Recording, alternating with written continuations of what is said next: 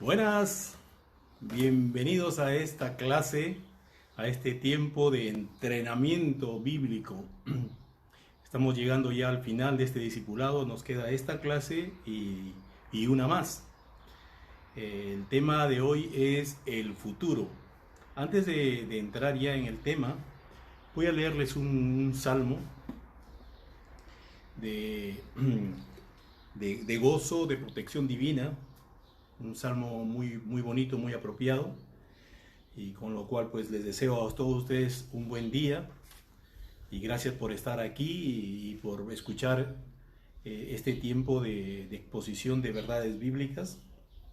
Dios les bendiga. Un saludo pues a los hermanos en Cristo, a los familiares, a los amigos. Bien, Salmo 34, vamos a leer unos cuantos versos de este salmo. Dice: bendeciré a Jehová en todo tiempo, su alabanza estará de continuo en mi boca.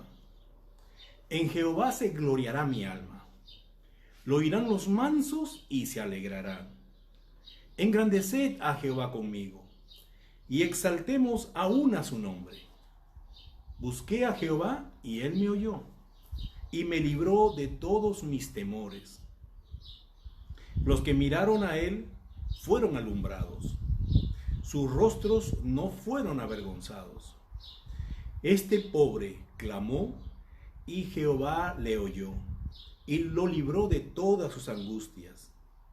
El ángel de Jehová acampa alrededor de los que le temen y los defiende.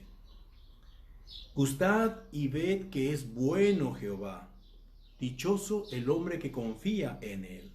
Temed a Jehová vosotros sus santos, pues nada falta a los que le temen. Los leoncillos necesitan y tienen hambre, pero los que buscan a Jehová no tendrán falta de ningún bien. Hasta aquí con la lectura. Gracias a Dios por su palabra que nos fortalece, que nos anima. Bien, vamos a entrar entonces ahora a nuestro tema. Es el futuro.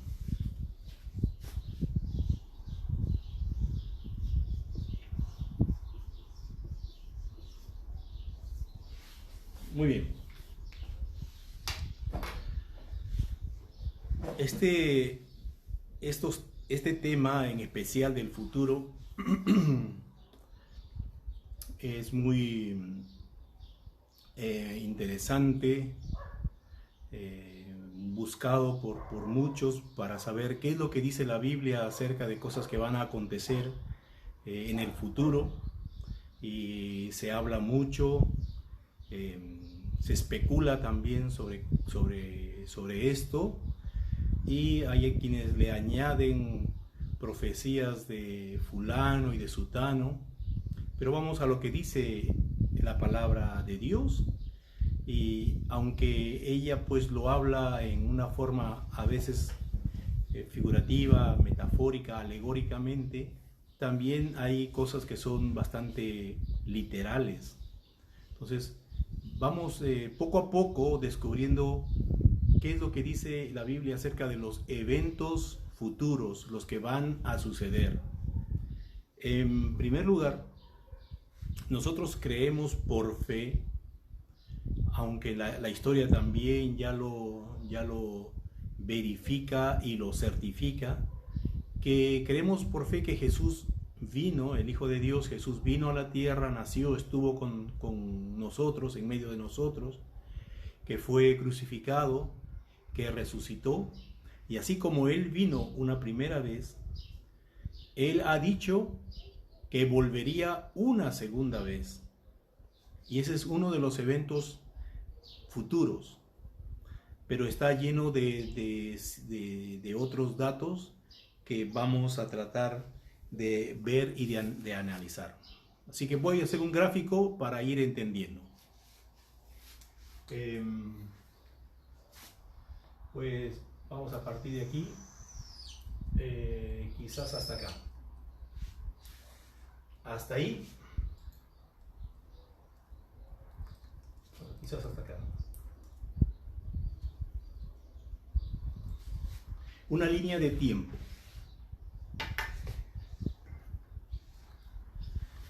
Hace aproximadamente unos 500 años antes de Cristo, hubo un hombre llamado Daniel.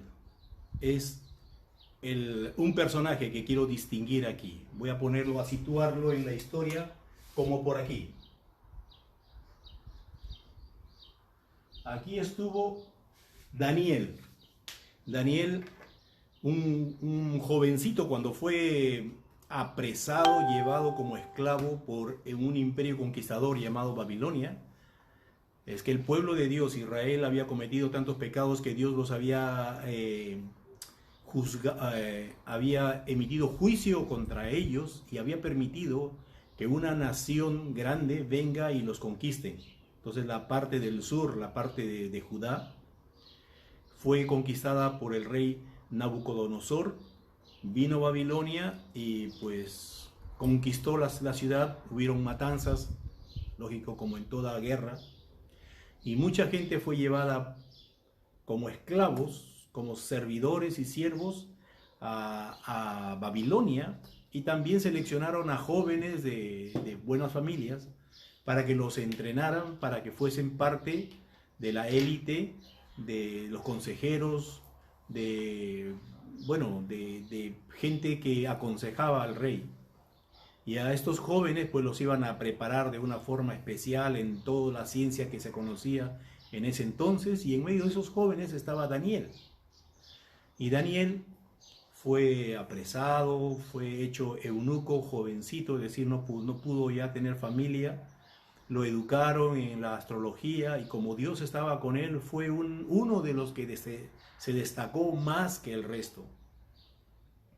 Este hombre ya aquí tiene muchos años, ya está bastante avanzado en edad, y se dice por la Biblia que él estaba orando a Dios y leyendo el libro de Jeremías, el profeta Jeremías, donde justamente hablaba que Dios iba a tener preso a este pueblo de Judá en Babilonia 70 años, y que después los haría volver. Y él calculaba que ya estaban ya en los 70 años, y entonces él estaba pidiéndole a Dios que le diga qué iba a hacer de Israel, si regresarían, cuándo regresarían, cuál es el futuro del pueblo de Israel. Y estaba enfocado en esto, un hombre bastante avanzado en edad, que había caminado con Dios, había experimentado muchas cosas en Dios, Dios estaba con él, y estaba sumido en esta oración, ayunando por esto, y Dios le trae una revelación mucho más de lo que él estaba pidiendo, porque Dios le mostró lo que iba a suceder con el pueblo de Israel desde ahí hasta el final. Toda la vida del pueblo de Israel se lo mostró. Y ahí quiero ir al libro de Daniel capítulo 9, donde encontramos esta revelación.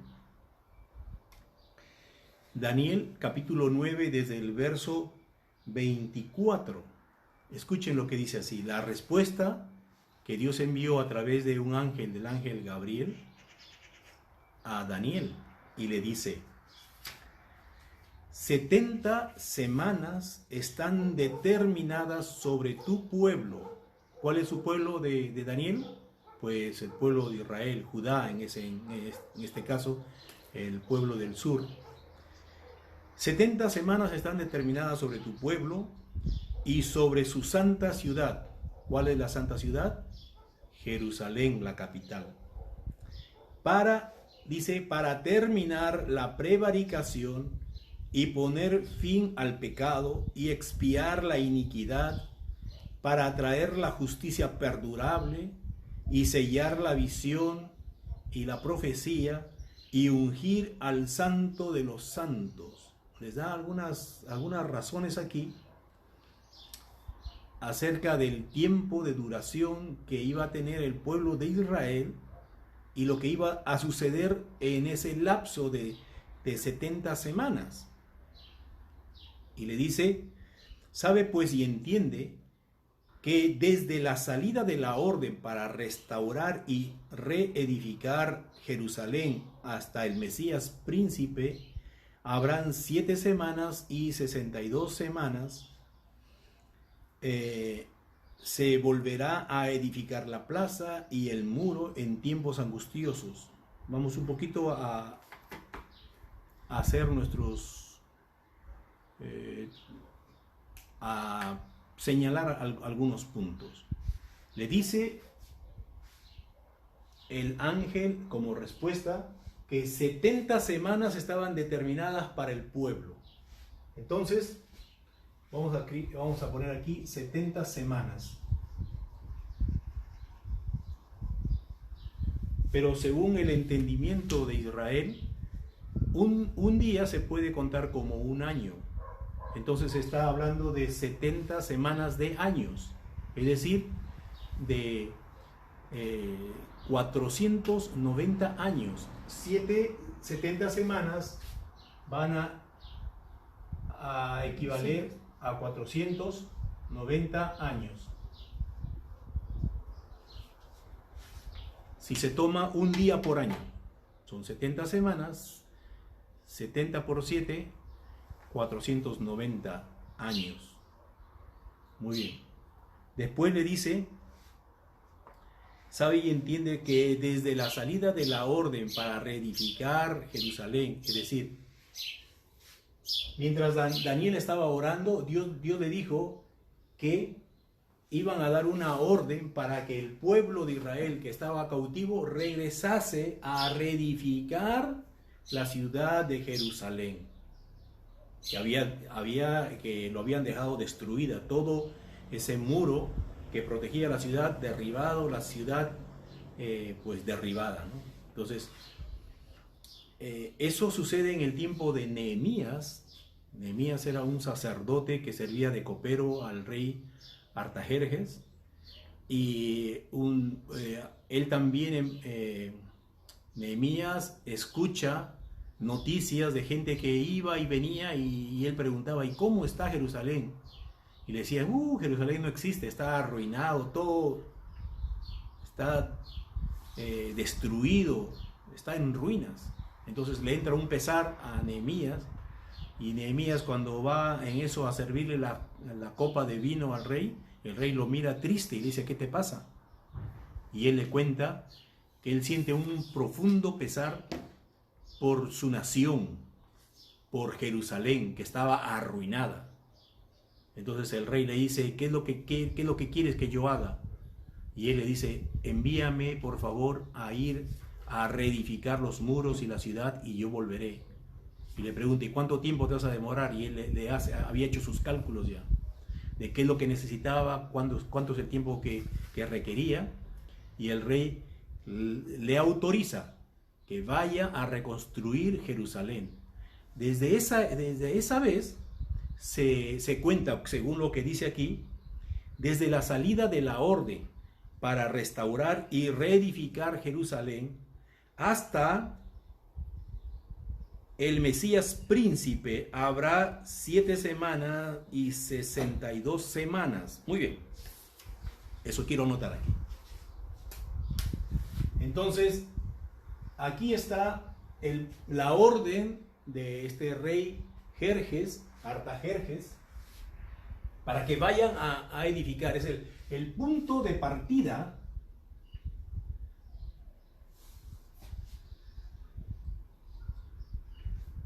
dice que iba desde esta orden de reconstruir hasta aquí, hasta este punto, iban a pasar, según lo que dice aquí Daniel, iban a pasar 7 semanas más 62 semanas, o sea, 7 semanas más 62 semanas, lo que hace un total, voy a ponerlo por aquí,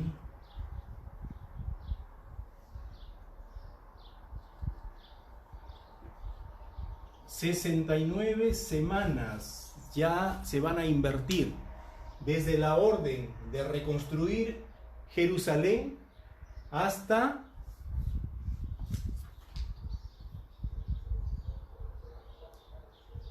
el Mesías príncipe. ¿Quién es ese Mesías príncipe? El Mesías príncipe es Jesús, el Mesías príncipe, Jesús el Mesías. Entonces aquí voy a abrir otra línea tal vez hasta aquí. Vale. Entonces vamos a poner una cruz aquí.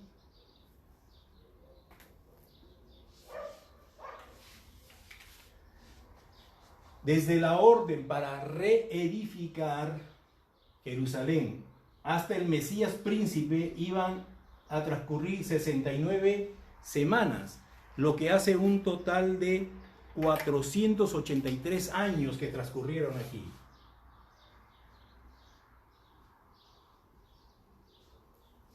Lo cual hace 69 semanas.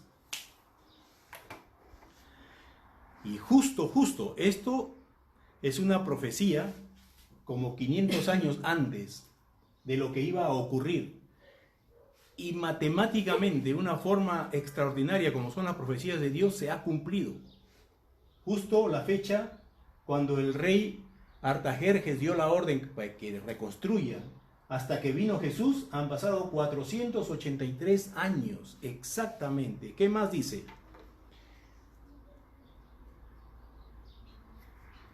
Entonces, en ese tiempo se edificará estas 7 semanas que son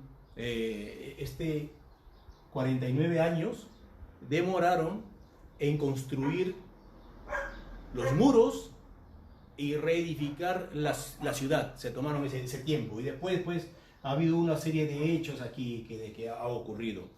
Muy bien, dice: en ese tiempo se reedificará la plaza y el muro en tiempos angustiosos. Después de las 62 semanas, se quitará la vida al Mesías. Iba a morir el Mesías príncipe. Después de que se cumplan las 62 semanas, iban a dar muerte al Mesías príncipe, mas no por sí.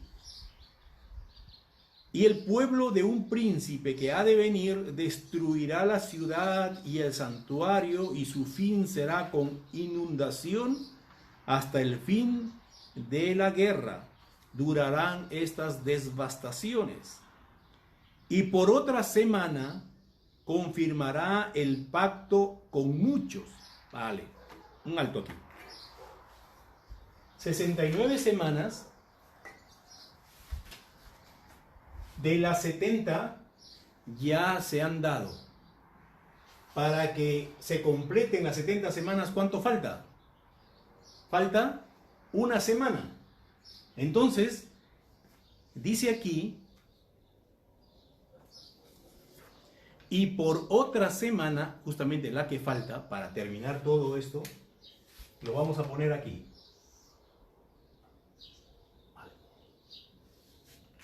Esto va a equivaler a una semana que falta.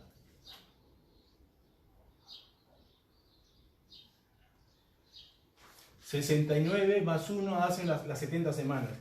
¿Por qué no están juntas? Porque aquí estamos hablando del tiempo de Dios, que se llama el Kairos. Nosotros los humanos manejamos el Cronos. Para nosotros el tiempo es ese tic-tacteo, es de segundo tras segundo, hora tras hora, día tras día. Ese para nosotros es el Cronos. Dios no se sujeta al tiempo. Él es superior a eso. El tiempo lo ha creado para los hombres. Pero Dios maneja no solamente el Cronos, sino también el Kairos, que es el tiempo de Dios, donde Dios no se basa en estos tiempos juntos, sino en los momentos cuando son oportunos hacer algo. Esos tiempos oportunos se llama el Kairos. Cuando Dios estima conveniente hacer algo, porque se dan las circunstancias adecuadas, entonces ese es el Kairos. Por eso es que nosotros también muchas veces esperamos el tiempo de Dios, le decimos, ¿no? Estoy pidiendo a Dios esto y que se haga en el tiempo de Dios. O sea, cuando Dios lo vea oportuno para darnos, es el tiempo de Dios, no es el tiempo nuestro. Vale. Entonces, aquí hay un tiempo de vacío, de paréntesis, un periodo en el que el pacto de Dios ha cambiado por un momento. Esta línea azul que representa la línea de tiempo con Israel se le llama el pacto antiguo o el pacto de la ley.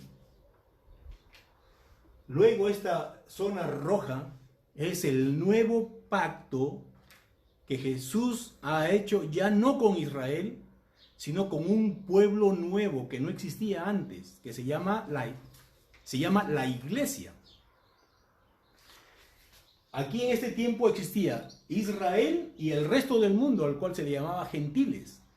En este tiempo, Dios, a través de Jesús y de su muerte, trabaja con un nuevo pueblo que es compuesto por gentiles o por judíos, israelitas, cualquiera de ellos, que entran bajo la salvación en Cristo, bajo la sangre de Cristo, y a esto se le llama el nuevo pacto. También se le llama el periodo de la gracia. Este es el periodo de la ley y este es el periodo de la gracia. Entonces, por eso es que hay un alto aquí, porque está puesto en funcionamiento un nuevo pacto que Dios tiene con la humanidad, en el cual pueden ser salvos bajo otras condiciones. La sangre de Jesús, el nuevo pacto, donde ya no existe, en el que ya no existe ni judío ni gentil, sino la iglesia. Cualquier judío que entra a través de Jesús a la salvación, deja de ser judío, se convierte en la iglesia. Cualquier gentil que entra por medio de Jesús, deja de ser gentil, ahora se llama iglesia. 3 pueblos, Israel, los gentiles y la iglesia. Este es el tiempo de la iglesia, que tiene solamente un tiempo de duración. Ahora estamos en esa época de la gracia, el nuevo pacto. Pero vendrá un momento en que se terminará esto. Una vez que se termine esto, empezará la última semana que falta para completar las 70 semanas que están determinadas, le dijo el ángel a Daniel, que están determinadas sobre tu pueblo. 70 semanas. Ahora, ¿qué ocurrirá aquí?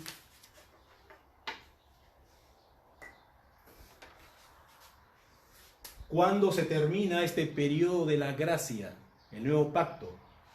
Muy bien, esto es el tema de ahora.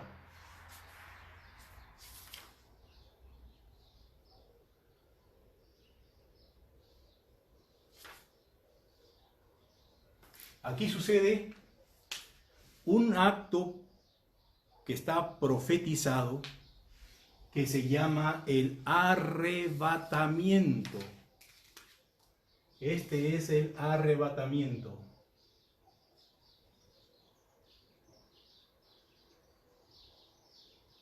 Arrebatamiento. ¿Qué es el arrebatamiento? Es una promesa que Jesús hizo, que durante todo este periodo, todos los que han sido salvos por la sangre de Jesús y que han muerto, sus cuerpos han quedado sepultados en la tierra, pero sus almas están en un lugar de espera, de reposo, de tranquilidad, que también se le conoce con el nombre de paraíso. Es un lugar de consolación. Y ahí están esperando hasta que Cristo decida venir a llevarse, a venir con todas esas almas de los salvados en Cristo a través de estos casi 2000 años. Casi 2000 años, porque 2000 años se cumplirán en el 2030 por allí. Porque recuerden que Jesús murió en el en el año 30 o 33 por ahí. Y desde ahí se cuentan 2000 años, pues hasta el 2030 se cumplen esos 2000 años.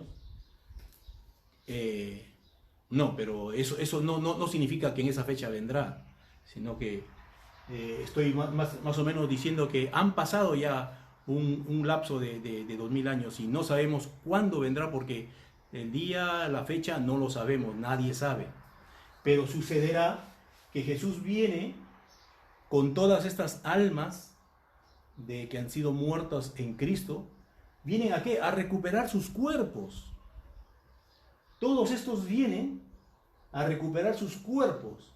Y dice Pablo, como lo vamos a ver ahora, en Primera de Tesalonicenses, capítulo 4, que ellos vendrán a recuperar sus cuerpos y nosotros, dice Pablo, pensando que si es que viene él va a estar vivo también en ese tiempo. Ahora él ya está muerto, pero nosotros que estamos vivos y que en cualquier momento puede ser este evento, nosotros que hayamos quedado vivos, vamos a ser transformados. Nuestro cuerpo de carne y hueso será transformado en un cuerpo incorruptible, como lo van a tener los que han venido por sus cuerpos, que también van a ser incorruptibles, y todos vamos a ir y nos vamos a encontrar con el Señor en las nubes. Ahora vamos a leer esa parte.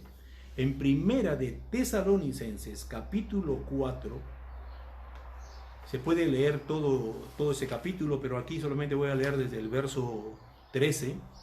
Dice: tampoco queremos, hermanos, que ignoréis acerca de nuestros hermanos que ya han muerto, lo cual lo pone aquí como que duermen. Pablo considera que los que han muerto en Cristo no están muertos, sino que duermen, están esperando. Entonces les llama duermen. Dice: tampoco queremos, hermanos, que ignoréis acerca de los que duermen, los que han fallecido, para que no os entristezcáis como los otros que no tienen esperanza. Porque si creemos que Jesús murió y resucitó, así también traerá Dios con Jesús a los que durmieron con él. Traerá a los que durmieron en él, a los que ya han muerto, sino que acá emplea la palabra durmieron.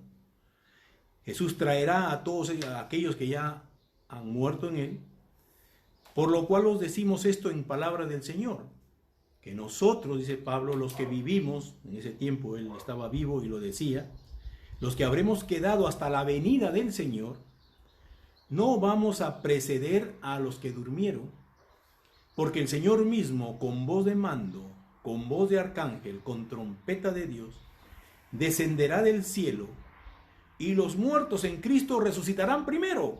Luego nosotros, los que vivimos, los que hayamos quedado, seremos arrebatados juntamente con ellos en las nubes para recibir al Señor en el aire, y así estaremos siempre con el Señor. Por tanto, alentaos los unos a los otros con estas palabras. El único que nos habla acerca de estos eventos es Pablo.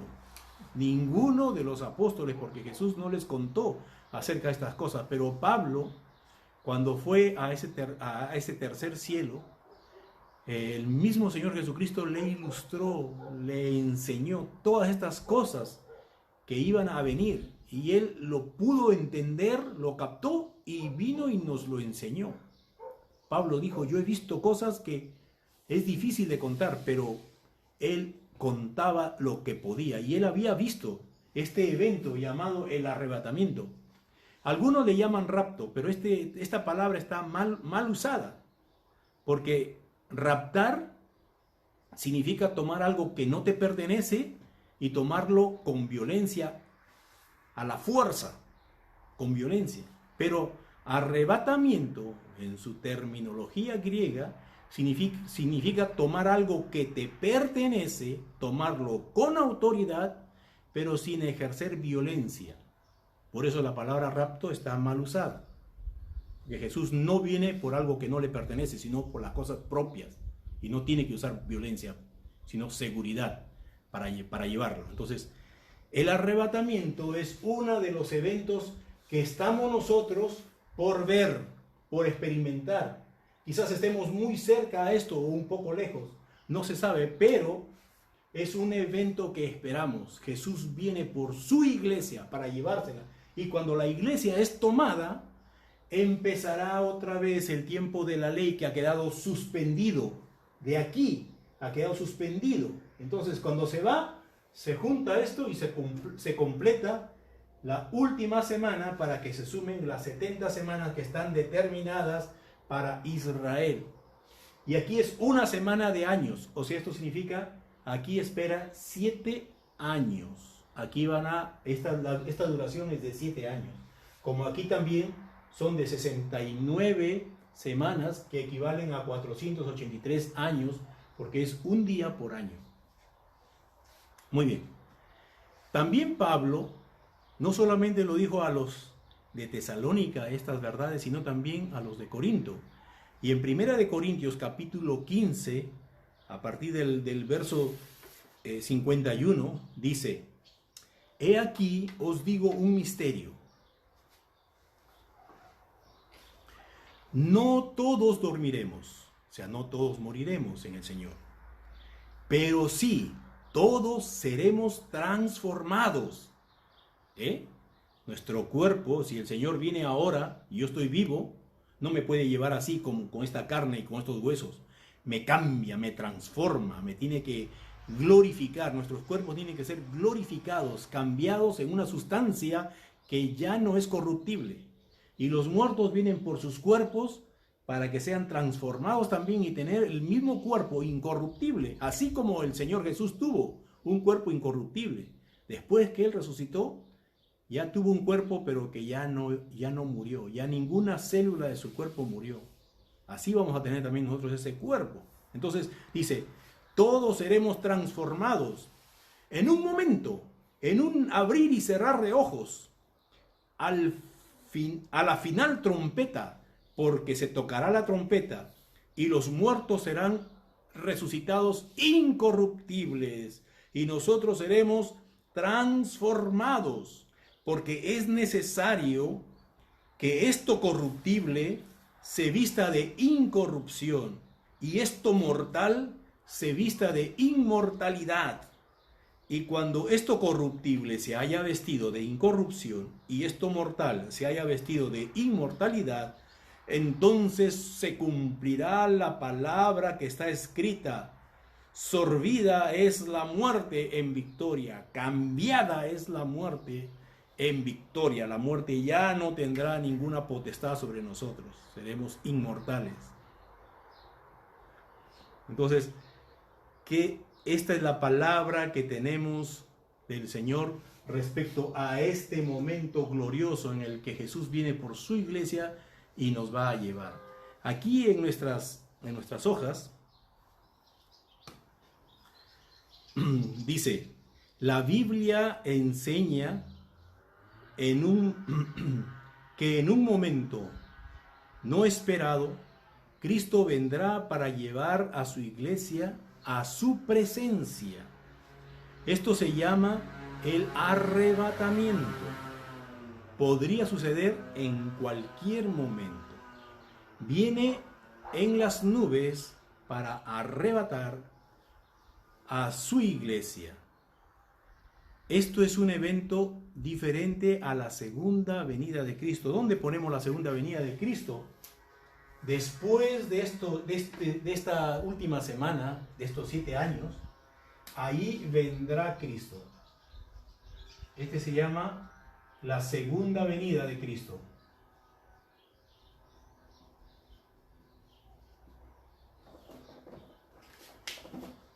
Después de esto, se va a establecer un reino milenial, ese se llama el milenio. Cristo viene aquí a la tierra, viene y se queda como rey, y por fin la tierra vivirá bajo paz. Él controlará, Él reinará toda la tierra. Y después del milenio, pues viene el juicio, terrible juicio final, ¿vale? Entonces, esos son los eventos que en una forma rápida tenemos. Ya se ha cumplido la venida de Jesús, Él murió, ha formado la iglesia está esperando el arrebatamiento. Cuando la iglesia sea arrebatada, entrará en funcionamiento otra vez la etapa de la ley, donde Dios va a tratar solamente con su pueblo Israel. Aquí también trataba con su pueblo Israel, aquí no, aquí ha tratado con la iglesia, algo que ha surgido nuevo. Una vez que se va esto, nuevamente empieza el proceso de trabajar con su pueblo. A este tiempo es un tiempo difícil. Este es un tiempo que se llama la tribulación. Un tiempo muy difícil para la tierra. Habrán 7 rondas de castigos, llamados los sellos, los 7 sellos, después las 7 trompetas, después las 7 copas, y cada una de ellas trae un mal sobre la tierra. Es terrible lo que va a pasar en este tiempo de tribulación, donde el anticristo estará presente y hará sus fechorías, como hemos leído. No hemos acabado de leer aquí, donde dice: y por otra semana confirmará el pacto con muchos, hablando del anticristo. A la mitad de la semana hará cesar el sacrificio y la ofrenda. Después, con la muchedumbre de las abominaciones, vendrá el desolador, hasta que venga la consumación y lo que está determinado se derrame sobre el desolador. Un juicio final contra el anticristo. Cosas terribles de que van a ocurrir ahí. Ahora, en cuanto al arrebatamiento, hay diversas posiciones, y vamos a verlo un poquito acerca de esto. Muy bien, para despejarnos, quiero que me contesten verdadero o falso, ¿ya? Estas 3 sentencias. Dice: ¿el arrebatamiento es lo mismo que la tribulación? ¿Verdadero o falso? ¿El arrebatamiento es igual a esto? ¿Sí o no? No, no es igual. Son 2 eventos diferentes. Entonces es falso. Siguiente. A los incrédulos les espera un tiempo de juicios horribles. Ha puesto verdadero. Tan malo. Vale. A los incrédulos les espera un tiempo de juicios horribles. Claro, a los incrédulos significa que no son de la iglesia. Estos se van a quedar y van a entrar a este tiempo. Es verdadero. El último. En cualquier momento Cristo podría llevar a sus hijos a su presencia. En cualquier momento puede suceder el arrebatamiento. ¿Verdadero o falso? Sí, verdadero. En cualquier momento puede suceder. Es un hecho, es un evento que todos estamos esperando. Ahora vamos a hablar acerca de algunas posiciones diferentes en cuanto al arrebatamiento. Una de ellas es la llamada, el llamado traslado parcial. ¿Qué significa esto? ¿Qué quiere decir esto? Se dice que un grupo se va y otro grupo se queda. Cuando venga Cristo, algunos cristianos se van a ir y otros se van a quedar. O lo mismo que decir: hermano, si tú estás en pecado, cuando venga Cristo te vas a quedar. Pero esto no es cierto. Cristo viene por su iglesia, pero no le pone condiciones si está bien o está mal. Él cumple su plan profético y viene a llevarse a su iglesia. Así que los que están débiles, los carnales, basta con que hayan sido salvos para que pertenezcan a la iglesia. Jesús viene por su iglesia. Hay una enseñanza que flota en muchas iglesias diciendo que tienes que ser santo, tienes que estar consagrado, porque si viene Cristo y no estás así, te quedas. No hay ninguna parte de la iglesia que se queda. Jesús viene por su iglesia. ¿Cuántos cristianos hay que han muerto como débiles espirituales, que no han sido cristianos tan entregados, que han sido débiles, pero que han sido salvos? Y cuando ellos vengan, Jesús viene con todos ellos para recuperar sus cuerpos. Por todos ellos. No viene por solamente los muertos santos o consagrados, sino con todos ellos. Y nosotros también, los creyentes, basta con que tú seas de la iglesia, que seas iglesia, es decir, que hayas recibido el perdón de tus pecados, hayas nacido de nuevo, hayas experimentado la santificación y la vida de Dios en tu vida, para que seas iglesia. Y cuando venga Cristo te llevará. Y ya allá en el cielo va a arreglar las cuentas contigo por las cosas que has hecho o las que has dejado de hacer. Así que no hay razón para decir que algunos se van a quedar y otros no. Los que se van a quedar, sí, estoy de acuerdo que en la iglesia hay mucha gente que se va a quedar, pero que nunca han sido de la iglesia. Han sido gente que solamente les ha gustado estar en un ambiente social, bonito, divertirse, porque ahí está la amiguita, el amiguito, porque ahí se sienten bien, pero que nunca han entregado su vida a Cristo, que no han experimentado el nuevo nacimiento, que no han recibido el perdón de sus pecados. Esos no son iglesia, y cuando Cristo venga por su iglesia, ellos sí se van a quedar. Muy bien. Eso no quita que el cristiano tiene que vivir una vida santa. Por supuesto que sí, que tiene que vivir una vida santa. Así que ahí se van a ir tibios y calientes, porque son iglesia al final de cuentas. Así que los que se van a quedar es porque nunca han sido iglesia. Muy bien. Otra posición que han sacado es que no existe el arrebatamiento. No hay tal cosa como el arrebatamiento.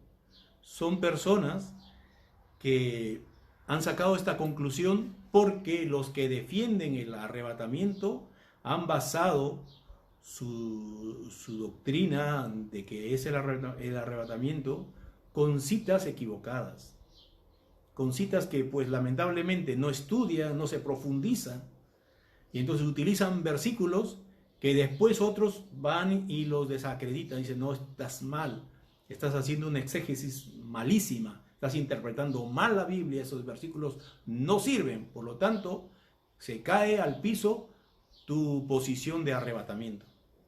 Lógicamente, cuando usamos mal, por ejemplo, Mateo 13, algunos utilizan la parábola del trigo y la cizaña, que crecen así,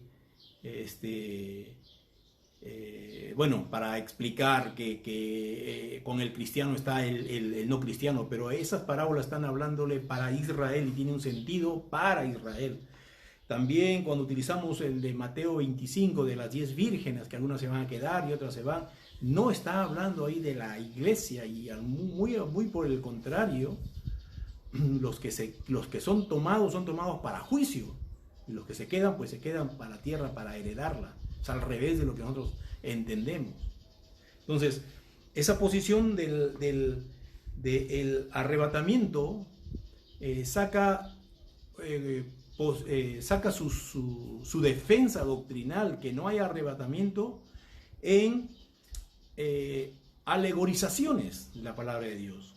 Por ejemplo, dice que la iglesia no necesita ningún arrebatamiento para ser perfeccionados, porque ya Cristo ha dado ministerios que a través de la aplicación de esos 5 ministerios se va a perfeccionar la iglesia. Entonces, ¿para qué necesitamos un arrebatamiento? ¿Para perfeccionar qué? Si los 5 ministerios lo pueden hacer. Alegorizan esa parte. También dicen que la final trompeta no significa una trompeta que va a sonar, sino que son personas, ministerios que Dios está levantando en estos últimos tiempos con palabra revelada para hacer sonar las verdades. Alegorizan también esa parte.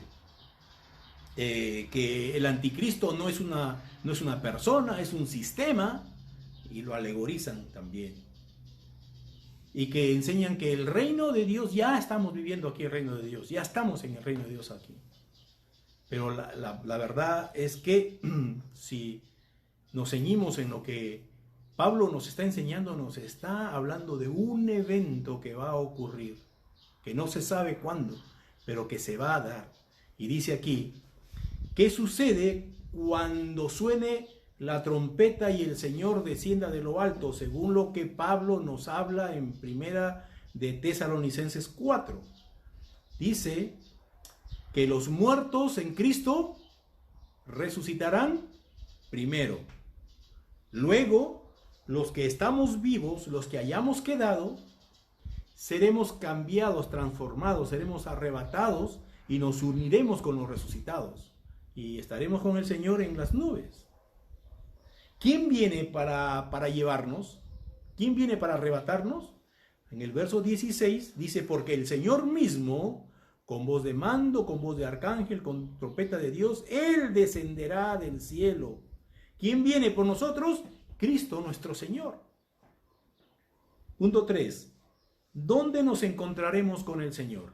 En el verso 17 dice, luego nosotros, los que hayamos quedado, seremos arrebatados juntamente con los resucitados y nos uniremos con el Señor en las nubes y ahí estaremos siempre con Él, que es la otra pregunta. ¿Dónde estaremos después del arrebatamiento? Con el Señor para siempre.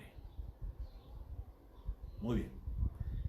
Y según Corintios, también hemos leído el 15, la pregunta es acá, no todos dormiremos, o sea, no todos vamos a estar muertos. Cuando venga el Señor habrá un montón de gente ya muerta en Él, pero también habrán vivos que estaremos en ese momento del arrebatamiento. ¿Qué le pasará a los vivos? Serán transformados en un cuerpo incorruptible. Acá dice la palabra dormiremos en la Reina Valera, es una referencia a la muerte. Muy bien. ¿Serán arrebatados algunos sí y algunos no? Pues aquí dice todos seremos transformados, todos. En el arrebatamiento, lo corruptible se convertirá en incorruptible y lo mortal será convertido en inmortal. Muy bien. ¿Qué significa esto? Que todos tendremos un cuerpo glorificado como lo tuvo Jesús cuando resucitó. Él las primicias, luego nosotros. ¿Cuánto tiempo durará este arrebatamiento? Dice aquí en el versículo 52, en un momento, en un abrir y cerrar de ojos, a la final trompeta, serán resucitados incorruptibles y todos seremos transformados. En un instante ocurrirá todo eso. Vale. En cualquier momento Cristo podría venir a arrebatar a su iglesia. Esto ocurre en un instante. Primero resucitan los cristianos muertos, después los creyentes vivos serán transformados y llevados para estar con Cristo para siempre. Tanto los muertos como los vivos serán transformados, recibirán cuerpos nuevos y ya no lucharán más con las debilidades, ni con las enfermedades, ni con el pecado. Muy bien. Esto es en cuanto al arrebatamiento. Y en cuanto a la tribulación, pues la tribulación también es un tema que nos enseña, por ejemplo, Jesús en Mateo 24. Ahí en Mateo 24 habla que, así, de esta forma, dice, porque habrá entonces una gran tribulación, la cual no ha habido desde el principio del mundo hasta ahora, ni la habrá. Lo que va a suceder en este tiempo va a ser terrible, va a ser tremendo. Por eso le llama gran tribulación. Lo que va a suceder ahí no ha sucedido nunca antes ni sucederá después. Son cosas tremendas, terribles. Imagínense que a cada rato está muriendo 1/3 de toda la humanidad. Por plagas, por muertes, por obra satánica, por acontecimientos también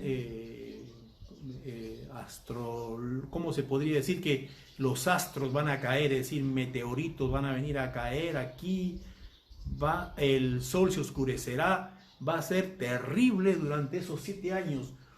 una tras otras va la población del mundo va a desaparecer. Dice que no habrá vida en el mar, imagínense, el mar sin nada de vida. Las aguas se convertirán en amargas, el sol calentará muchísimas veces más, morirá la gente por el calor, va a ser terrible. Y en ese lapso se va a mover el anticristo aquí haciendo cosas.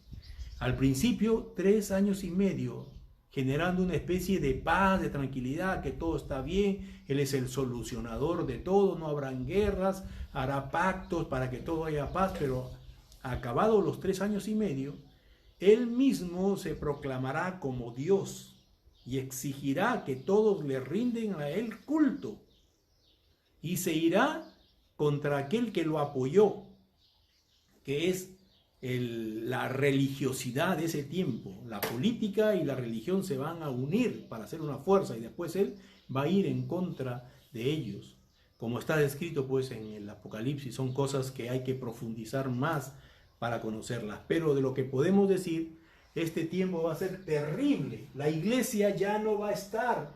¿Por qué? Hay evidencias para decir que la iglesia no va a estar porque esta pertenece a otro tipo de trato, de pacto, donde se muestra el amor de Dios.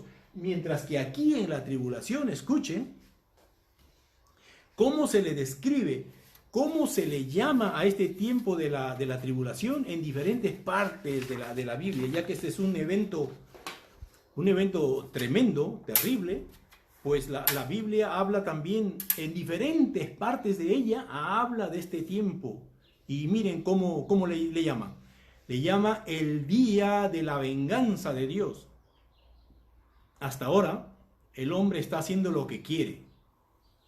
Está yendo contra lo que Dios ha dicho que no se debe hacer. El hombre ahora le está llamando bueno a lo que es malo. Y a lo que es malo, a lo que es malo le llama bueno y a lo bueno le llama malo. Ha cambiado las cosas, se va contra Dios. Miren la promulgación de la ley de, ¿cómo se llama? La ideología de género. Es una desgracia, una aberración para con Dios. El matrimonio homosexual, que Dios está totalmente en contra de esas cosas, pero que ahora se llama con normalidad, se defiende y se está obligando a aceptarlo. Todo eso está poniendo ira en la copa de ira de Dios, como gotas que se van sumando una tras otra hasta que el vaso de la ira esté repleto. Entonces Dios vertirá esa ira contra la tierra, y ese es el tiempo, este es el tiempo de ese día de la venganza de Dios. También se le llama el día del furor de Dios, la semana de la ira, la semana de juicio, la semana de la indignación, la semana del castigo. A esta semana también se le llama la hora de prueba, la hora de la angustia, la hora de la destrucción, la semana de tinieblas, la semana de la conmoción cósmica. Imagínense todos estos términos que aparecen en la Biblia señalando esta semana de 7 años que va a ser terrible, que tú no te encuentres ahí. Refúgiate en Jesús ahora que puedes, que Jesús perdone tus pecados para que cuando Él venga tú te vayas y no pases este tiempo de tribulación, porque va a ser terrible. Empieza con esos 4 jinetes, un jinete del Apocalipsis que ya se escuchan por ahí, ¿no? Que va a traer guerra, va a traer hambre, va a traer pestes. Eso va a ser terrible. Ahí sí que va a ser unas pandemias terribles, inmortales. Entonces, este tiempo empieza después del arrebatamiento, un tiempo en el que Dios va a soltar toda su ira contra la humanidad perversa. Habrá 3 series de juicios, ¿no? Por ejemplo, los 7 sellos.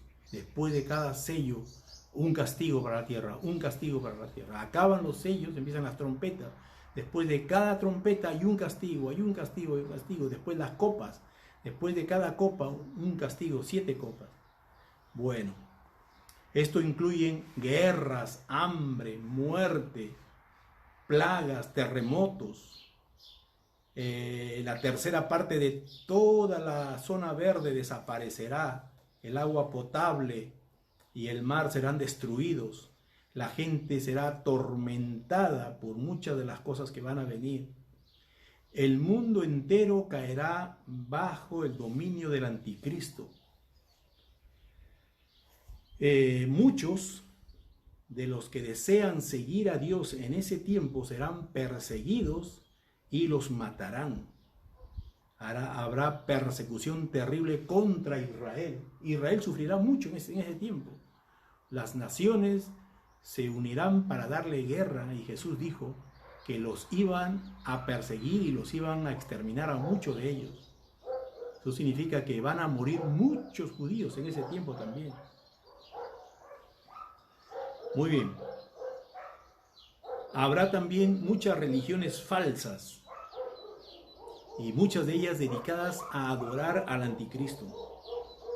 Esta tribulación termina cuando regrese Cristo a juzgar la maldad, a establecer su reino y a defender a lo poco que quede de su pueblo Israel. Viene Él. Aquí hay una batalla, la famosa batalla del Armagedón, cuando Jesús viene para pelear contra todos los enemigos de Israel que se han sumado para desaparecerlos. Y en esa batalla final es cuando Cristo aparece con todo su ejército y extermina a todos los enemigos de Israel y viene a establecer su reino aquí en la tierra. Esas son algunas de las cosas que vemos en este panorama profético. Así que si tú no quieres experimentar nada de esto, tienes que escaparte ahora que puedes. ¿Cómo lo haces? Dile al Señor Jesús que te perdone de todos tus pecados.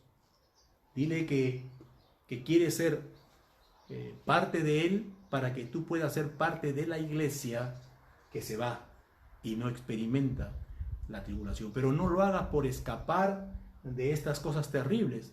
Hazlo porque amas realmente a Dios y porque tú quieres estar en paz con Dios, amarle a Él y servirle a Él. Ese es el ministerio de la reconciliación que tenemos ahora, diciéndote a ti, haz las paces con Dios, deja de pelear con Él. Estás peleando con Él cuando tú le desobedeces, cuando tú no le tomas en cuenta. Dios está esperando por ti. Él ha provisto la salvación para ti desde antes de la fundación del mundo, como hemos visto ayer. Te la está ofreciendo ahora gratuitamente. Te dice, ven, arrepíntete de tus pecados. Eso significa, ya no lo hagas más y ríndete a mí. Ahora me vas a obedecer a mí, me vas a seguir en todas mis instrucciones. La sangre de Cristo te va a borrar, te va a limpiar de todos tus pecados. Dios te va a declarar justo. Te va a hacer nacer de nuevo cuando tú entregas tu vida a Jesús. Cuando Jesús te acepte a ti, entonces tú serás un hijo más de Dios, porque te adopta como su hijo. Tendrás la vida eterna, el perdón de tus pecados. Hazlo ahora que hay tiempo. En cualquier momento sucede el arrebatamiento y ya no habrá oportunidad de salvarse de esa manera. Ahora es el tiempo aceptable. Ahora es el día de salvación. Entonces, aquí Dios tiene una forma de tratar con su pueblo Israel. Aquí tiene otra forma de tratar. Y aquí volverá Dios a tratar a su pueblo Israel, pero con el mundo. Así que la ira de Dios es algo que no está en el corazón de Dios para su iglesia. Su iglesia, Él la ama, le muestra amor, y todas las cosas que van a ocurrir allí no se ajustan con el carácter de Dios que tiene para con su iglesia. Así que que la iglesia pase por esta etapa de tribulación, como hay algunos, ¿no?, que dicen que no, que el arrebatamiento no va a ser aquí, sino va a ser aquí en la mitad de la tribulación. Y otros dicen que no, que va a ser al final, aquí, que la iglesia también va a sufrir todas esas cosas. Pero sería mezclar dos pactos: el pacto de la gracia, que este es el pacto de la ley, que el pacto de la gracia estén jugando los dos ahí juntos, lo cual no tampoco es aceptable. Muy bien. Si la iglesia pasa este tiempo, entonces, ¿dónde se van a dar los eventos que la iglesia tiene que cumplir mientras dura la tribulación? Hay cosas que Jesús hará con su iglesia. La hará pasar por un juicio, no para condenación, sino un juicio de reconocimiento, de premiación y también de llamada de atención. Ahí va a rendir cuenta todo creyente ante Jesús por todo lo bien que ha hecho, por todo lo mal que ha hecho y por lo que ha dejado de hacer. Será también un tiempo de juicio ahí. También habrá la premiación que Jesús hará a todos y también las bodas del Cordero. Si el arrebatamiento se da juntamente aquí, ¿dónde se va a dar eso? Bueno, hay algunas cosas para considerar ahí, para saber si el arrebatamiento es antes de la tribulación, a la mitad de la tribulación o al final, como hay algunas posiciones al respecto. Muy bien, se nos acabó el tiempo. Espero haber podido ilustrar un poquito acerca de estos eventos futuros. Y mañana, que en la última clase, pues seguiremos hablando de esto acerca del reino milenial y del juicio final. Muy bien, Dios les bendiga. Hasta mañana.